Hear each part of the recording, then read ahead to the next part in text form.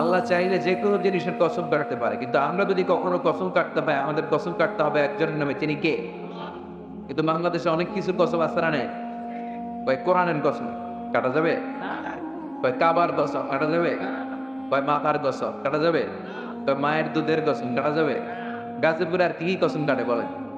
বিড়ির কসম, কয় বিড়ির কসম, টাকা কি আর কি কসম কাটেন আপনারা বলেন? বিদ্যার কসম, বিদ্যার কসম কাটে অনেকে, কাটা যাবে। আর কি কসম কাটে? মাটির কসম কাটা যাবে। আর গাছের কসম, আর আগুনের কসম কাটা যাবে। আর কি কসম কাটে?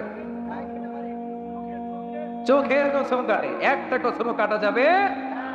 কসম যদি কাটতেই হয় কোন জিনিসের গুরুত্ব বা এক্সারসাইজ করার জন্য কসম কাটা হবে, কাট হয়। কিন্তু আল্লাহ চাইলে যে কোনো জিনিসের কসম কাটতে পারে কি পারে না? চারটা জিনিসের কসম কেটে আল্লাহ আমাদেরকে জানাতে চাইলেন, লাকাদ খালাকনাল ইনসানা ফি আহসানি তাকওয়িম। সুবহানাল্লাহ। আল্লাহ বলেন, আমি মানুষকে অত্যন্ত সুন্দর আকৃতিতে তৈরি করেছি। মানুষের মতো সুন্দর গোটা বিশ্বে আর কেউ আছে নাকি? না। আপনি হিউম্যান অ্যানাটমি নিয়ে যদি গবেষণা করেন, অবাক হয়ে যাবেন। মরফোলজি বলে এটাকে, আকৃতি সংক্রান্ত জীববিদ্যা। কিভাবে আল্লাহ আমাদেরকে বানালেন।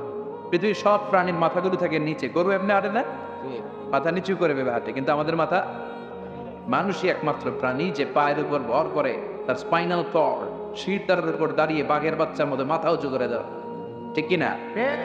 আল্লাহ মানুষকে আবেগ দিয়েছে, বিবেক দিয়েছে, বুদ্ধি দিয়েছে, অনুভূতি দিয়েছে। এই মানুষ সবকিছুর চাইতে আলাদা, চিল্লায় বলেন ঠিক কিনা? আল্লাহ বলেন, মানুষকে আমি সব চাইতে আলাদা বানিয়েছি। মানুষ যদি ভালো হয় সব চাইতে ভালো হয়, মানুষ যদি খারাপ হয় সব চাইতে খারাপ হয়, ঠিক কিনা? মানুষ যদি ভালো হয় ফেরেশতাকে ছাড়িয়ে যায়, মানুষ যদি খারাপ হয় অসত্যকে হার মানায়, ঠিক কিনা? বিশ্বনবী যখন মেরাজে যাচ্ছিলেন, একটা নির্দিষ্ট জায়গা পর্যন্ত সাইয়েদনা জিবরাইল গেলেন, এরপরে বললেন, নবী আর পারবো না আমি যেতে, আমি উঠলে আমার পাখা জ্বালায় দিবে কে? আল্লাহ। এখান থেকে আপনি উঠবেন। তার মানে জিবরাইলের খেলা যেখানে শেষ, বিশ্বনবীর খেলা শুরু। মানুষ ভালো হলে ফেরেশতাকে ছাড়িয়ে যায়, ঠিক কিনা? আর মানুষ খারাপ হলে পশুত্বকে হার মানায়। A lion never kills a lion, a dog never kills a dog, an elephant never kills an elephant. একটা হাতি একটা হাতিরে মারে না, কুকুর একটা কুকুরের মারে না, একটা বাঘ একটা বাঘরে মারে না, কিন্তু মানুষ মানুষে মারে কি মারে না?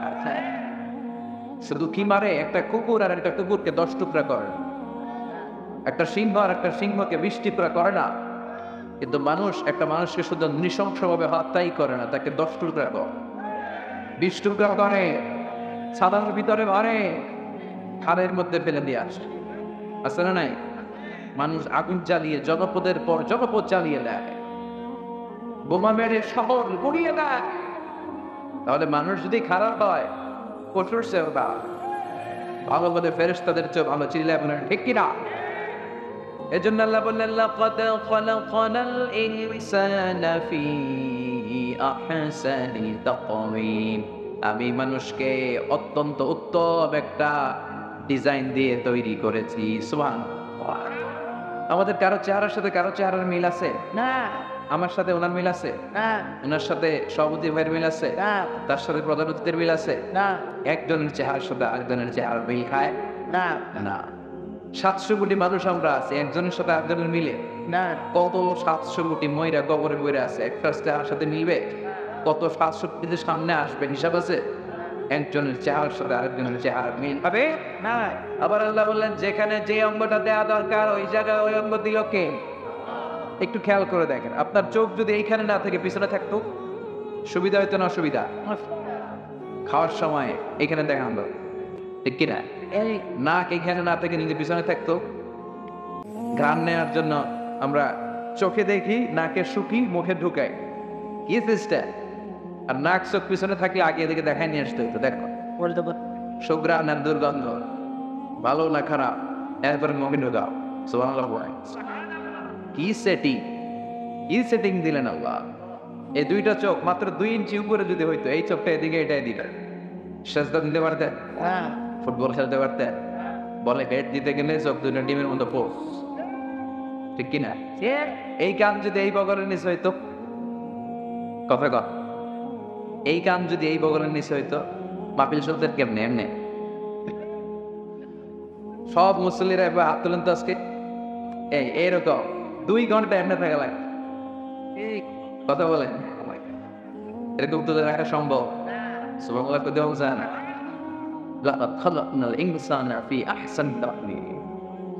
আল্লাহ বলেন মিন আয়াতিহি খালকুস সামাওয়াতি ওয়াল আরদি ওয়াখতিলাফু আলসিনাতিকুম ওয়া আলওয়ানিকুম ইন্না ফি যালিকা লাআয়াতিন লিল আলিমিন। আল্লাহ বলে আমার সৃষ্টির মধ্যে থেকে অনন্য সৃষ্টি, আকাশ জমিন, গায়ের রঙের ভিন্নতা, চেহারার ভিন্নতা, আমাদের ভাষার ভিন্নতা আছে না নাই? আমরা কোন ভাষায় কথা বলি? আপনি কি মনে করছেন সারা পৃথিবীর সবাই বাংলাতেই বলে? না। ইন্ডিয়াতে কোন ভাষা? হিন্দি। আমেরিকাতে ইংলিশ। চায়নাতে চাইনিজ, ম্যান্ডারিন। এই ভাষা যে এত ভিন্ন হতে পারে আমি দেশের বাইরে যাওয়ার আগে বুঝিনি। প্রথম আমি দেশের বাইরে গিয়েছি 2008 সাল, এখন তো 2019, 1 যুগ। সে যে যাওয়া শুরু করছে, এখন চলতেছে, আর দেখতেছি বিশ্বটাকে শিখবো আমি আপন হাতের মুঠোয় করে। বিশ্বজোড়া পাঠশালা সবার আমি নানান ভাবের নতুন কিছু শিখেছে দিবা। এই পৃথিবীর বিরাট খাতায় পাঠ্য যেসব পাতায় পাতায় শিখেছি, যেসব কৌতূহলে লেশ দ্বিধা নেই মাত্র, ঠিক কিনা? পুরো পৃথিবীটাই শিখার জায়গা। জিসকা সবক লিয়া উসকি তারা ছুটি নেই। একবার সবক নিয়েছো তো তোমার ছুটি নাই, তুমি শিখবা, ঠিক কিনা? 8 সালে প্রথমে বাইরে গেলাম, দেশ বিদেশ দেখা শুরু করলাম। এই আয়াতের তাফসীর দেশের বাইরে যাওয়ার পরে বুঝতে পেরেছি। আমি 2007 সালে একটা পরীক্ষায় ধর্ম মন্ত্রণালয়ের প্রথম স্থান অধিকার করেছি।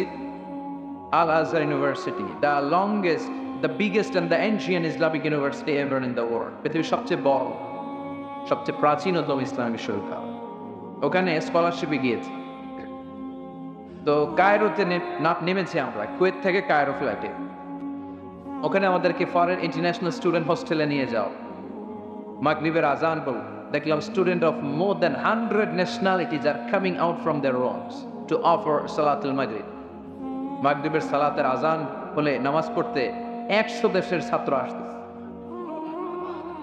Pakistani, Indian, England, Switzerland, Singapore, Malaysia, Brunei, India, Pakistan, Africa, America, Australia, Sierra Leone, Morocco আসছে। এক দেশের মানুষের চেহারা এক এক রকম। মাগরিবের নামাজ পড়লাম, এক একজন এক এক ভাষায় কথা বলছে, কারো কথা কেউ বুঝে। আমি বাংলায় বললে ইংরেজরা কিচ্ছু বুঝে না, করে থাকে। ইংরেজরা বললে আমরা বুঝি, চাইনিজরা বললে কেউ বুঝেন, চিয়াং বিয়াং চিয়াং চিয়াং চিয়াং চিয়াং চিয়াং করে খাই, কিচ্ছু বোঝা যায়। কারো ভাষা কেউ বুঝে না। মাগরিবের সালাত পড়ে সালাম ফিরালাম, আসসালামু আলাইকুম ওয়া রাহমাতুল্লাহ। সালাম। মনে হলো যে এদিকে কিরামান, এদিকে কাতিমিন। এই প্রথম, যেহেতু দেশের বাইরে আমার প্রথম সফর, এই প্রথম আমি কুচকুচে কালো আকৃতির নিগ্রো লোক দেখেছি। কালো দুইটারে দেখে আমি দৌড়, সবাই আমার ধরছে দৌড়ান কেন? আমি কি এরা কারা? এরাই আপনার বন্ধু। সব বলুন সেরা আমার বলছে, এদের সাথে 5টি বছর আমাকে গবেষণা করতে হবে। বলবো হ্যাঁ, এটাই তো গ্লোবাল ইসলাম। ইসলাম হচ্ছে গ্লোবাল রিলিজিয়ন, এটা আন্তর্জাতিক ধর্ম, এটা সবার ধর্ম, এটা হিন্দুদেরও ধর্ম, বৌদ্ধদেরও ধর্ম, খ্রিস্টানদেরও ধর্ম, এটা সবার ধর্ম। ওরা মানে না তো আমরা কি বলবো, ঠিক কিনা? এই প্রথম কালো মানুষ দেখলাম, তারা বলল আপনাকে এখানে থাকতে হবে, পৃথিবীর বিভিন্ন মানুষদের অবস্থা জানতে হবে, তাদের দেশের ধর্মীয় অবস্থা কি, সামাজিক অবস্থা কি, রাজনৈতিক অবস্থা কি, শিখতে হবে আপনাকে। তাদের সাথে থাকতে আমি বলল না।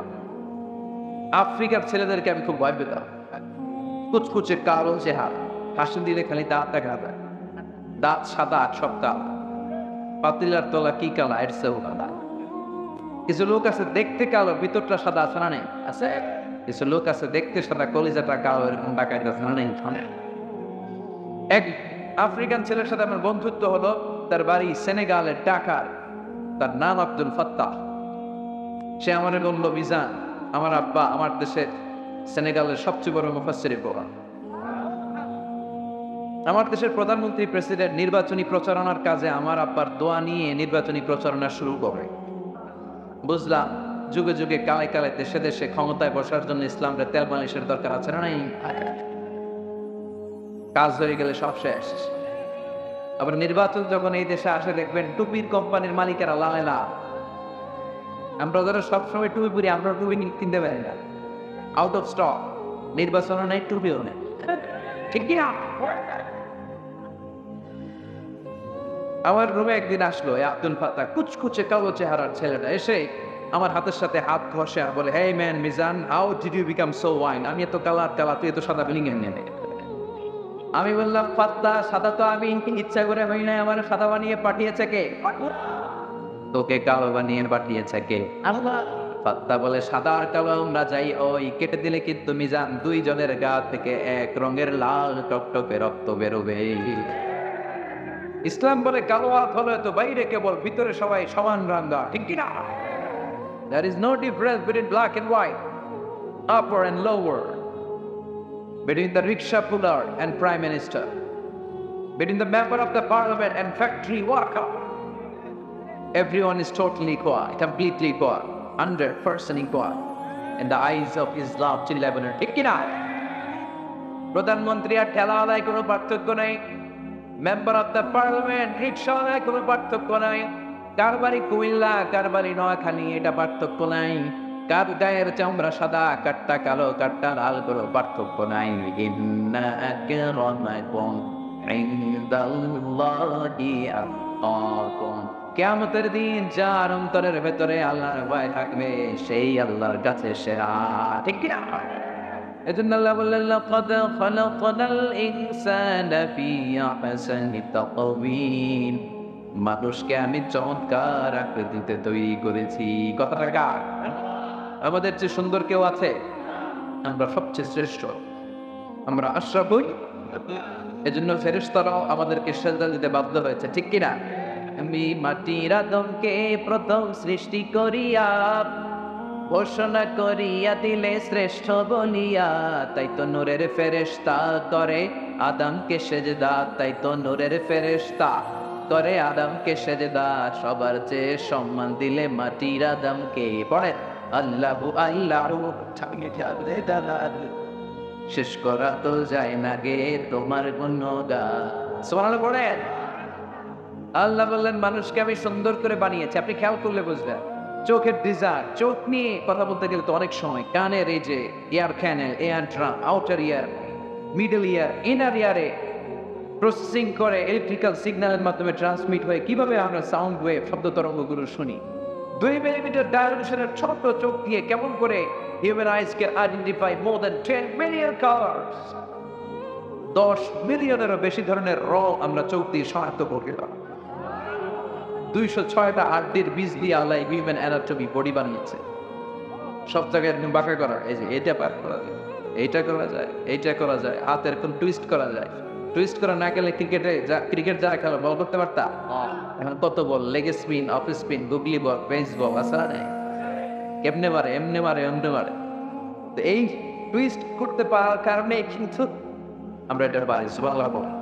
দেখেন, আবার আঙ্গুল এখানে বেন্ড করা যায়, এখানে করা যায়, এক একটা আঙ্গুল আবার 3টা বেন্ড আসে না? কিভাবে লিগামেন্ট গুলো কাজ করে, কিভাবে ঘুরে, আমি অবাক হয়ে একদিন ভাবলাম যে আঙ্গুলের কি কাজ, কাজের প্রসেস নেই। ইশারার জন্য আমরা আঙ্গুল ব্যবহার করি, তাই না? ওই দেখা যায় তাহলে আসে না? আবার এই আঙ্গুল দিয়ে আমরা ল্যাপটপের কিবোর্ড চেপে আমরা কাজ করি। বাদাম খান কিভাবে? আঙ্গুল দিয়ে বাদাম টিপে, তাই না? মহিলারা সুই পেলে কিভাবে আঙ্গুলের খোঁচায় কাঁথা সেলাই করে।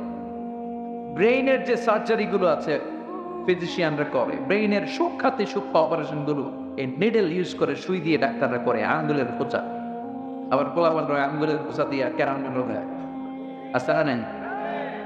আবার ক্রিকেটের মাঠে 2 আঙ্গুল তুললে ছক্কা হয়ে যায়, 1 আঙ্গুল তুললে আউট। হ্যাঁ, আউট। এটা হলে লাইফ, এটা করলে আবার এটা ভিক্টরি সাইন। বেটার পুলিশের আন্দাজ দেখবো বিজাও, আসছে না? নাই এই এক এক আঙ্গুলের এক এক কাজ দিল কে? আবার আল্লাহ বললেন, إنسان أن لن نجمع عظامه بلا قادرين على أن نسوي بنانا আঙ্গুলের অগ্রভাগ আগের ভেতরে ফিঙ্গারপ্রিন্ট আছে না নাই? একটা আঙ্গুলের ছাপের সাথে আরেকটা আঙ্গুলের ছাপের মিল আছে না। 1880 সালে এটাকে আবিষ্কার করেছে একজন সায়েন্টিস্ট ফ্রান্সিস গ্যালটন না, কিন্তু 1400 বছর আগে কোরআন এটার কথা বলছে কি? এখন বায়োমেট্রিক অথেন্টিকেশনের জন্য এটা লাগে না? লাগে। ইমিগ্রেশন পাসপোর্ট ফিঙ্গারপ্রিন্ট দাও, ভিসা নিবে আমেরিকান কানাডিয়ান ভিসা ফিঙ্গারপ্রিন্ট দাও, যেখানেই যাবে ফিঙ্গারপ্রিন্ট আছে না নাই? সুবহানাল্লাহ। এইভাবে সূক্ষ্মভাবে আমাদেরকে তৈরি করেছে কে? এরপর আল্লাহ বললেন সুম্মা রাদাদনাহু আসফালা সাফিলিন। মানুষ যেমন সুন্দর, আবার বুড়ো বয়সে তার সৌন্দর্য থাকে, রং ধরা যৌবন জং পরে শেষ, বুড়ো হয়ে যায়, ডায়াবেটিক্স, আলসার, প্যারালাইজ, হাতে ব্যথা, পায়ে ব্যথা, হাতের ভেতরে ব্যথা, পায়ের ভেতরে ব্যথা, কোমরে ব্যথা, ছোট্ট একটা লাঠি নিয়ে কুজো হয়ে হাঁটে আসে না নাই? সুম্মা রাদাদনাহু আসফালা সাফিলিন। এরপরে কুজো হয়ে হাঁটতে হয়। আল্লাহ বললেন একটা সময় যৌবন থাকে, আরেকটা সময় মানুষ কুজো হয়ে যায়। আবার এই আরেকটা তাফসীর হলো মানুষ ভালো হলে ভালো, খারাপ হলে সবচেয়ে খারাপ। কিন্তু এই খারাপ আর বিপদ থেকে দুই শ্রেণীর মানুষকে নিরাপত্তা দেওয়ার মাধ্যমে সফলতার দ্বার প্রাপ্তে পৌঁছে দেয় কে? ইল্লাল্লাযীনা আমানু ওয়া আমিলুস সালিহাতি ফালাহুম আজরুম গায়রু মামনুন। যারা ঈমান আনে আর যারা নেক কাজ করে তারা ছাড়া। সুবহানাল্লাহ। এজন্য আমরা ঈমানদার হতে চাই না? তবে ঈমান হতে হবে পাকা ঈমান। ঈমান হতে হবে ঈমানের মতো ঈমান। চিল্লায় বলেন ঠিক কিনা? ওয়া আমিলুস সালিহাত, আর সৎ কর্ম করে। কি কর্ম? অনেকে মনে করে শুধু নামাজ পড়া, রোজা রাখা এটাই আমলে সওয়াব, জিকির, নামাজ, রোজা। আসলে না। যে কাজ করলে আল্লাহ খুশি, যে কাজ করলে মানবতার কল্যাণ, তার সবটাই আমলে সওয়াব। ঠিক কিনা? আপনি কাউরে ঋণ দিলেন, এটা নেক কাজ। আপনি আপনার ভাইকে দেখে হাসি দিলেন, নেক কাজ। You smile to your brother, it's a charity. আপনার ভাইয়ের দিকে তাকে হাসি দিলেন সওয়াব। দুইজন ঝগড়া লাগছে, মিলায় দিলেন, সওয়াব আছে না নাই? আমরা মিলায় না দিয়ে আরো লাগায় দিই, আছে না নাই? গাজীপুরে নাই, সেদিকে সবাই মিলায় দেয়। আগুন লাগলে পানি দিয়ে নিভাতে হয়, অনেকে তেল না দেয়, আছে না নাই? রক্তদান অনেক বড় সওয়াবের কাজ। অনেকে মনে করে নামাজি ইবাদত, না, রক্ত দেন। একজন মুমূর্ষু ব্যক্তিকে বাঁচাতে রক্তের প্রয়োজন, রক্তের বি পজিটিভ ঘোষণা দেয় না, রক্ত দেয়। রক্ত দেওয়ার হলো সওয়াবের কাজ হয় না। গাছ লাগা, বিষ্ণু বলে তোমার হাতে একটা গাছ, আর দেখতেছো ইসরাফিল সিংহে ফুৎকার দিতেছে, কেমন পারলে ফুৎকারের আগে গাছটা লাগাই দাও, চালানটা বন্ধ করে দাও। এগুলো হচ্ছে নেক কাজ। আমরা যারা করতে পারি, আল্লাহ তুমি তৌফিক দাও। এই দুই কাজ যারা করবে, ফালাহুম আজরুন গায়রু মামনুন, তাদের প্রতিদানের কোনো শেষ নাই, তাদের সফলতার কোনো শেষ নাই। চিল্লায় কোন ঠিক কিরা? বিজয় হবে শেষ পর্যন্ত মুমিনদের। কাদের বিজয় হবে? ইসলামের। চিল্লায় বলেন কাদের? চিল্লায় বলেন বিজয় ইসলামের। চিল্লায় বলেন ঠিক কিনা? বিশ্বব্যাপী ইসলামের গণজোয়ার। ধারণা করা হচ্ছে 2070 সালের মধ্যে ইউরোপ আমেরিকাতে খ্রিস্টানদের চেয়ে মুসলমানদের বেশি সংখ্যা বেড়ে যাবে। মসজিদ মাদ্রাসা বাড়ছে, কনভার্টেড মুসলমানের সংখ্যা বাড়ছে। ইসলামের পতাকা আমেরিকাতেও উড়বে, ইউরোপেও উড়বে। ঘোষণাটা কার? তবে মুসলমানদের ধৈর্য ধারণ করতে হবে, ঈমানের পরীক্ষায় উত্তীর্ণ হতে হবে। মুমিনদের উপরে আযাব আসবে, পরীক্ষা আসবে, অত্যাচার আসবে, কিন্তু এগুলো দেখে মুমিনরা ভয় পাবে না। ঠিক কিনা? যেই কালেমার পথে আপনি আছেন, এই কালেমার পথে কেউ ফুল বিছিয়ে রাখবে না, এখানে থাকবে কাঁটা। আপনাকে ঝুঁকি নিয়ে ইসলামের পক্ষে কথা বলতে হবে, ঝুঁকি নিয়ে আপনাকে ইসলামের দাওয়াতি কাজ করে দিতে হবে। চিল্লায় বলেন ঠিক কিনা? তার হারানোর কিছু নাই, ভয় পাওয়ার কিছু নাই। আমরা কখনো গিভ আপ করি না, কারণ আমরা জানি রাত্রি যত গভীর হয়, রাত যত অন্ধকার হয়, সুবহে সাদিকের সময় কাছে আসতে থাকে। গর্ভবতী নারীর পেটের ব্যথা যত বাড়তে থাকে, নেকিন মেহমান আসার সময় কাছে আসতে থাকে। এমনি ইসলামের পক্ষের শক্তির উপর আযাব অত্যাচার যত বাড়তে থাকে, কালিমার বিজয়ের সময় কাছে আসতে থাকে। চিল্লায় বলেন ঠিক কিনা?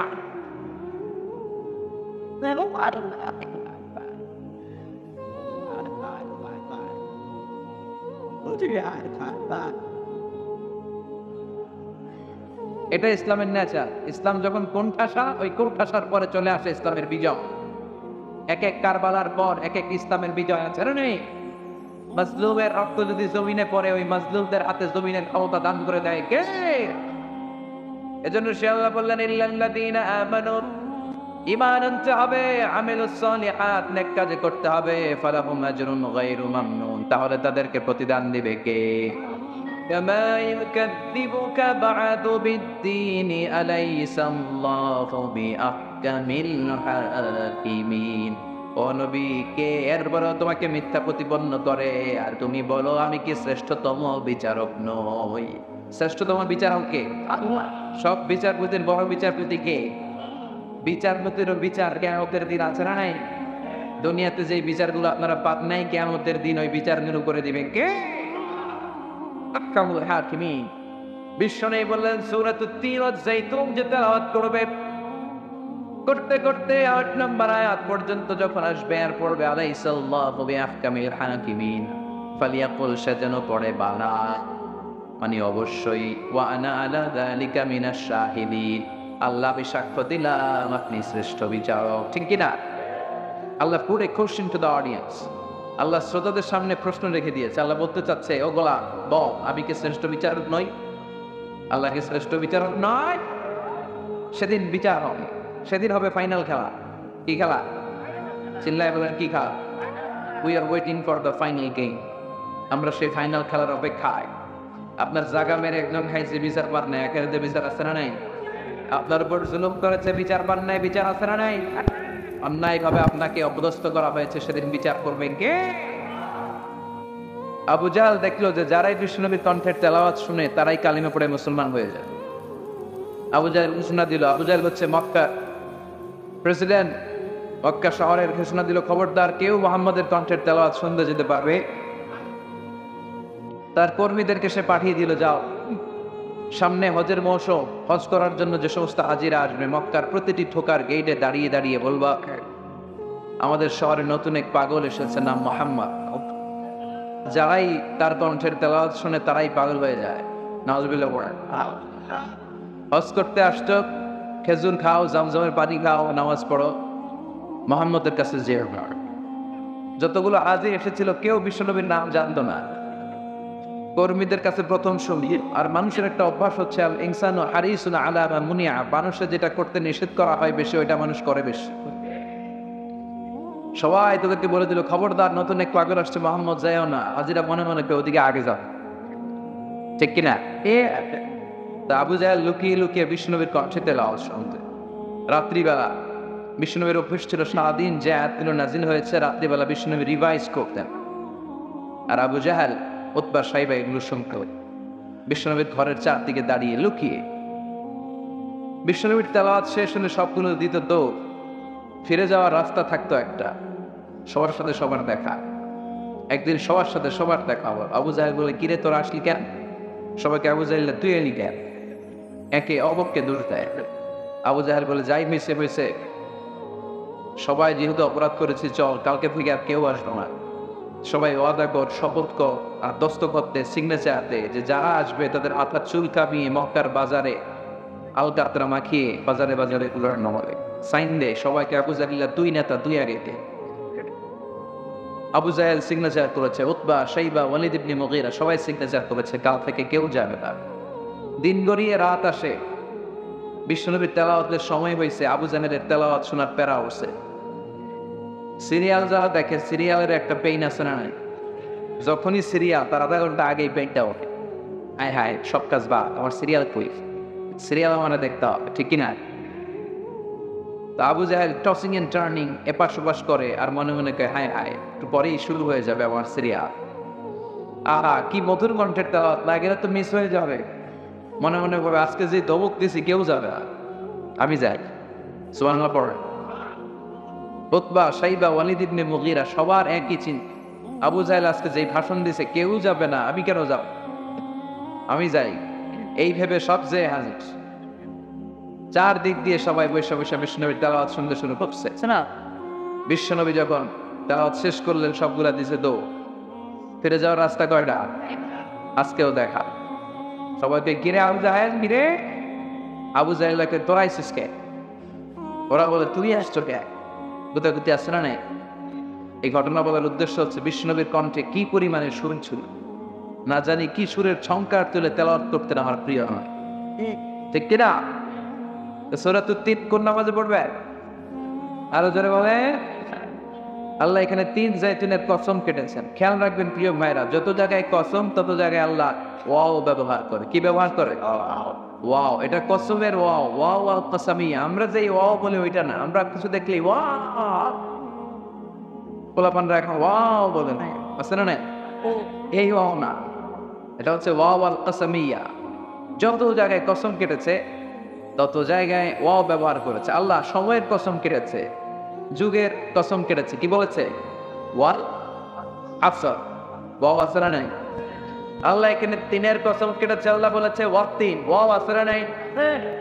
আল্লাহ পাহাড়ের কসম কেটে কোরআনের ভেতরে বলেছে ওয়াত্তুর, পাহাড়ের কসম। সূর্যের কসম কেটে বলেছেন ওয়াশ শামসি ওয়া দুহাহা। ওয়াও আসর নাই। ওয়াল কমারি ইযা তালাহা। ওয়াও ব্যবহার করেছে। ফজরের কসম যখন কেটেছেন তিনি বলেছেন ওয়াল ফাজর। জিলহজের প্রথম 10 রাতের কসম তিনি বলেছেন ওয়া লায়ালিন আশর। জোর আর বেজরের কসম কেটে তিনি বলেছেন ওয়াশ শাফঈ ওয়াল ওয়াতর।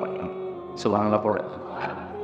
তাহলে কসম যত জায়গায় আছে তত জায়গায় শুরুতে কি থাকে? ওয়াও। এই তো তাফসীর শিখে ফেলতেছেন আপনারা, আলহামদুলিল্লাহ পড়ে। এটা বলে ওয়াও আল কসামিয়া। তো আল্লাহ এই সূরাতে 3-এর কসম কেটেছে। 3 ফল। কি ফল? 3 ফলের বাংলায় বলে ডুমুর। কি বলে? ডুমুর খেয়েছেন আপনারা? খান নাই? খেয়েছেন। আরবিতে বলে 3, ইংরেজিতে বলে ফি, বাংলায় বলে ডুমুর। আগে ছোটবেলা শুনতাম মানুষ বলতো যে ডুমুর খেলে নাকি মানুষ পাগল হয়ে যায়। গাজীপুরে আপনারা বলতেন নাকি? অনেক জায়গায় না বল। এগুলোর অনেক গোয়ামি কথা বাংলাদেশে আছে।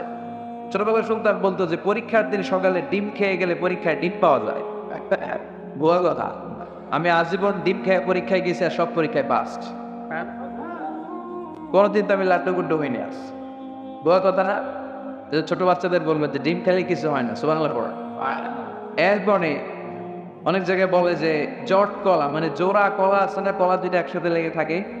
অনেকে বলে যে জোড়া কলা খাইলে নাকি জোড়া মানচাম, মানে একসাথে দুইটা। আমি কে হইলে ভালো, 2বারের কষ্ট একবারে সাবে, ঠিক কিনা? এক একটা বাচ্চা ডেলিভারি করতে মায়ের অনেক কষ্ট হয় না? 8 মাস 9 মাস এই বস্তাটা নিয়ে আমার মা বেড়ে যায়, ঠিক কিনা?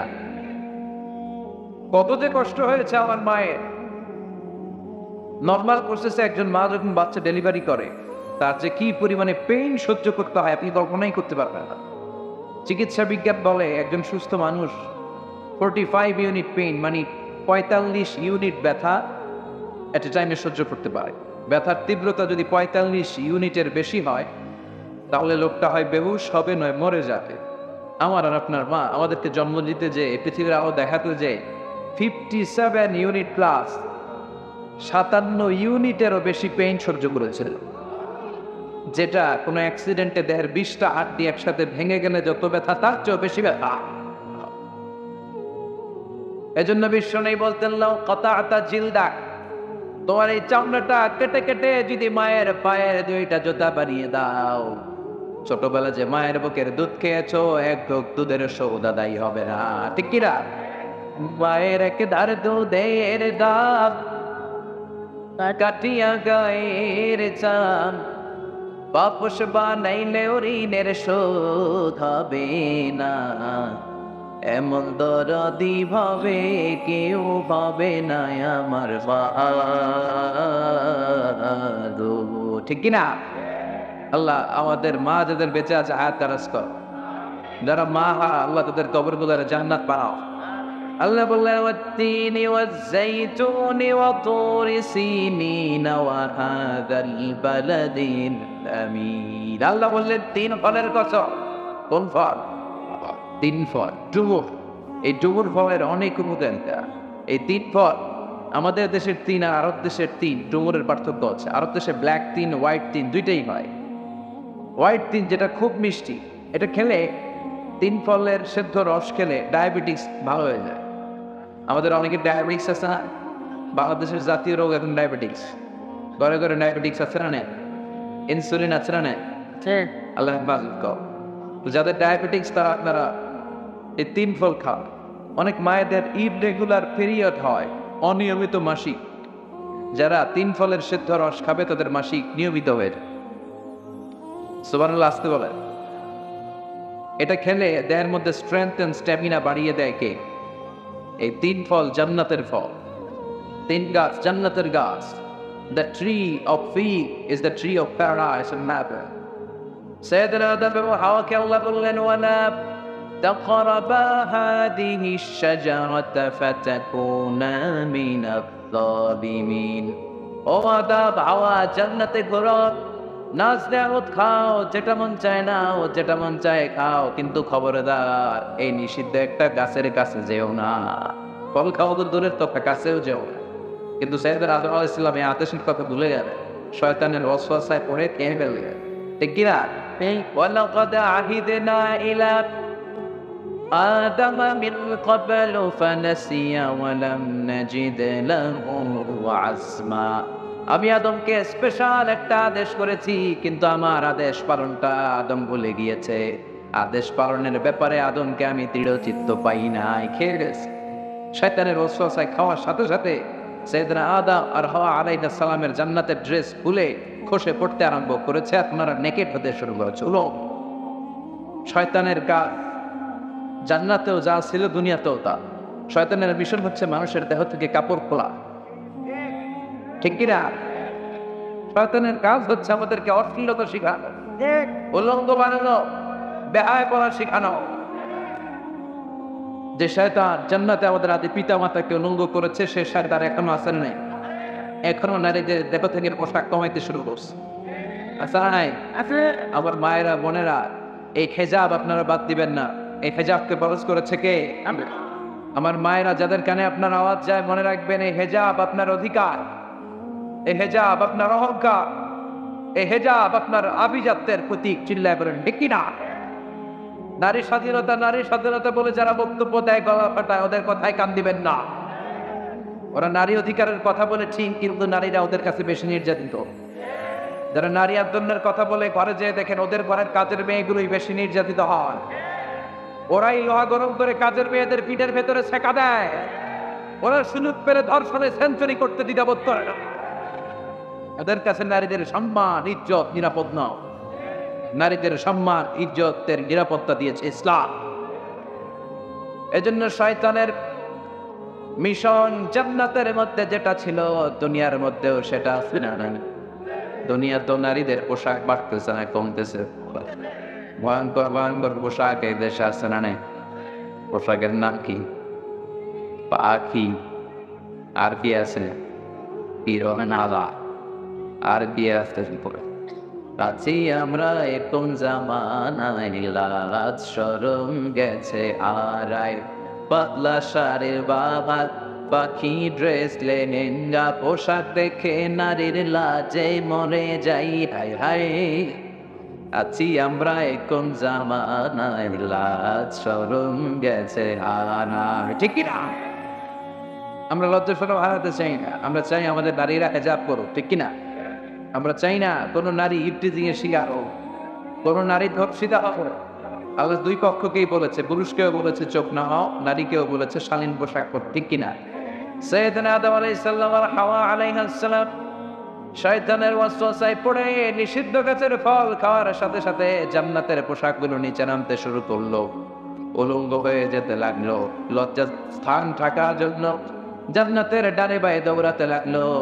জান্নাতের বিশাল একটা গাছ থেকে পাতা নিয়ে দেহের লজ্জাস্থান রাখতে শুরু করলো। জান্নাতের যেই গাছের পাতা দিয়ে লজ্জাস্থান ওনারা ঠেকেছিলেন, ওই গাছের নাম হলো তিন গাছ। এই তিনের কসম কোরআনে কেটেছে কে? সে আল্লাহ বললেন, ওয়াত-তিনি ওয়াজ-যাইতুনি ওয়া তুরি সিনিনা ওয়া হাযাল বালাদিল আমিন। সুবহানাল্লাহ। তিনের কসম। এরপর আল্লাহ বললেন ওয়াজ-যাইতুন। বলেন তো ওয়াজ-যাইতুন মানে কি? জাইতুনের কসম। জাইতুন চিনেন তো? অলিভ অয়েল, অলিভ বাংলায় বলে জলপাই। আমাদের দেশের জলপাই আর আরব দেশের জলপাই একটু পার্থক্য আছে। এই অলিভ আপনারা খাবেন, তাম্বুতু বিদ্দুহনি ওয়া সিবগিন লিল আকিলিন, এটার অনেক কাজ। বিষ্ণু বললেন এই জলপাই তরকারি হিসেবে খাওয়া যায়, জলপাইয়ের তেল গায়ের মধ্যে মালিশ করা যায়, আবার জাইতুনের ডাল ভেঙে মেসওয়াক করা যায়। নি'মা সিওয়াকি যাইতুন ফাইন্নাহা সিওয়াকি ওয়া সিওয়াকুল আমবিয়াই মিন ক্বাবলি, জাইতুনের মেসওয়াক ততই না ভালো মেসওয়াক, কারণ আমি বিশ্বনবী জাইতুনের ডাল ভেঙে মেসওয়াক করি। আমার আগে যত নবী এসেছিল সবাই জাইতুনের ডাল ভেঙে মেসওয়াক করেছে। এই জাইতুনও খাবেন, এটা আপনার দেহের ব্যাড কোলেস্টেরল কমিয়ে দিবে। জাইতুনের তেল দাড়িতে আর চুলে মাখবেন, আপনার দাড়ি আর চুল সহজে পাকবে। আমি প্রতিদিন মাখি দাড়িতে, চুলে, বিশ্বনবীও মাখতেন, আলহামদুলিল্লাহ বলেন। বিভিন্ন সুপার শপে পাওয়া যায় স্পেন থেকে আসা, ইটালি থেকে আসা জাইতুনের তেল পাওয়া যায়, অলিভ অয়েল। ছোট বাচ্চাদের গায়ে মালিশ করে রোদের মধ্যে শোয়ায় রাখবেন, ভিটামিন ডি খা। এগুলো করতে চায় না, খাওয়াই হচ্ছে ডান সিরিয়াল।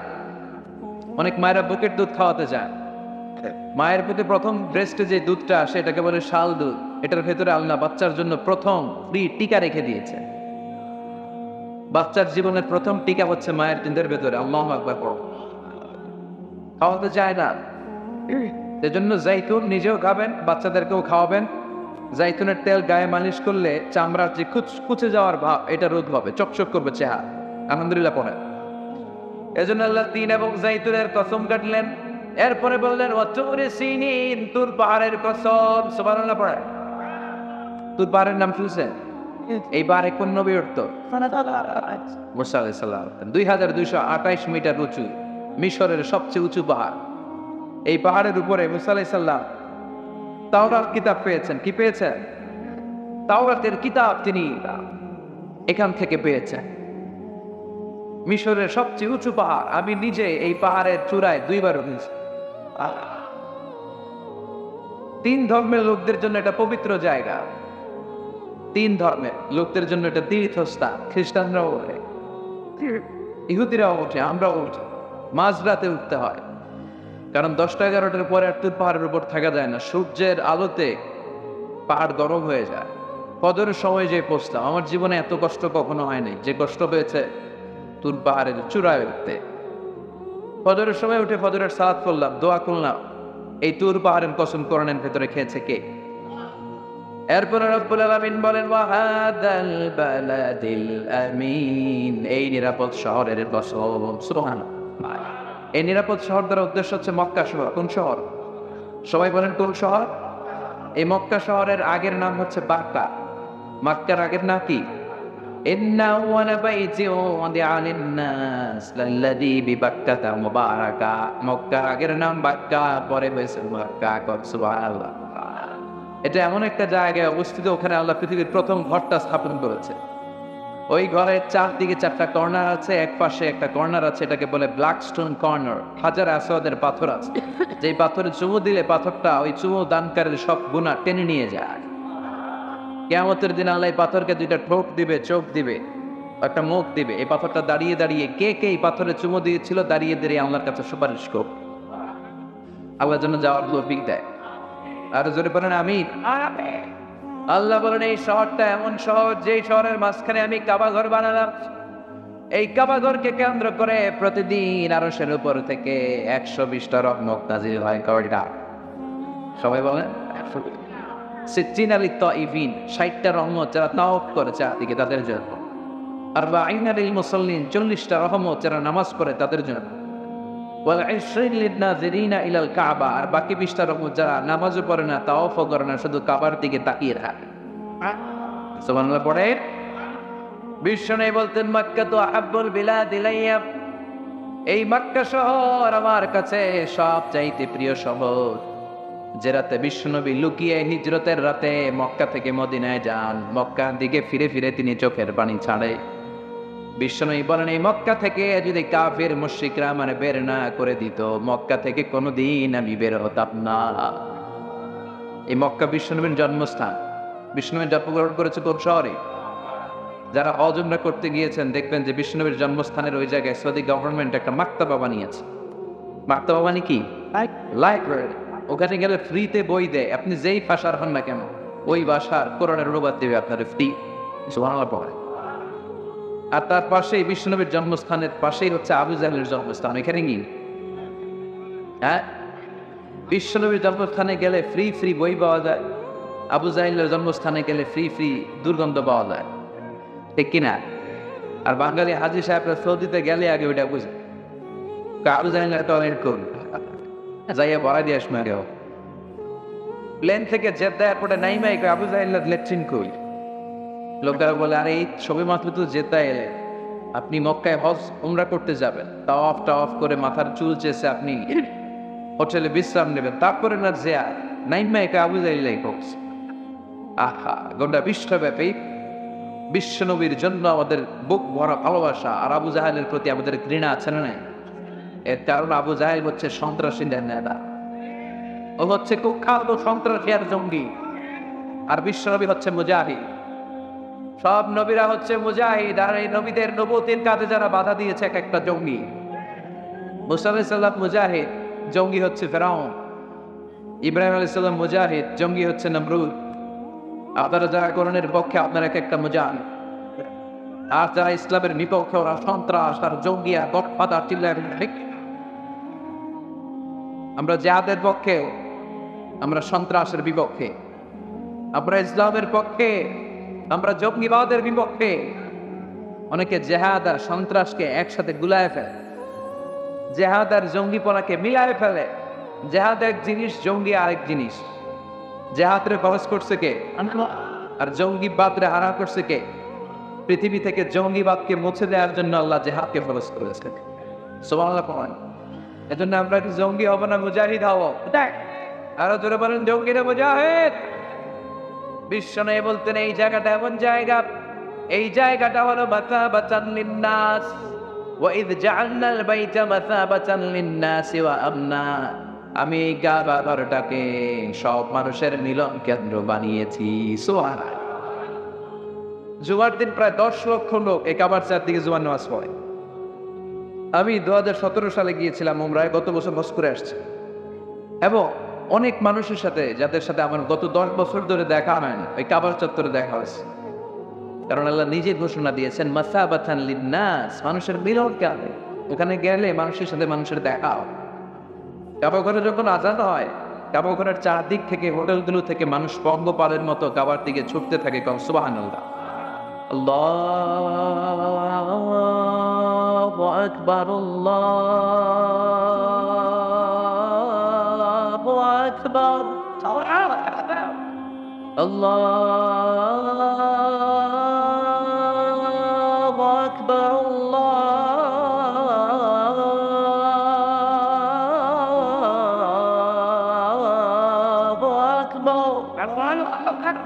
ঈশ্বরেলা আজান কাবা আজান। আজান হওয়া মাত্রই শারে আল হিজরা, শারে আজিয়া, গাজ্জা, জারওয়া, মেসফালা দিয়ে, ইব্রাহিম খালিলি দিয়ে কত পালের মতো লোকজন এই কাবার দিকে ছুটতে শুরু করে, চিল্লায় সুবহানাল্লাহ।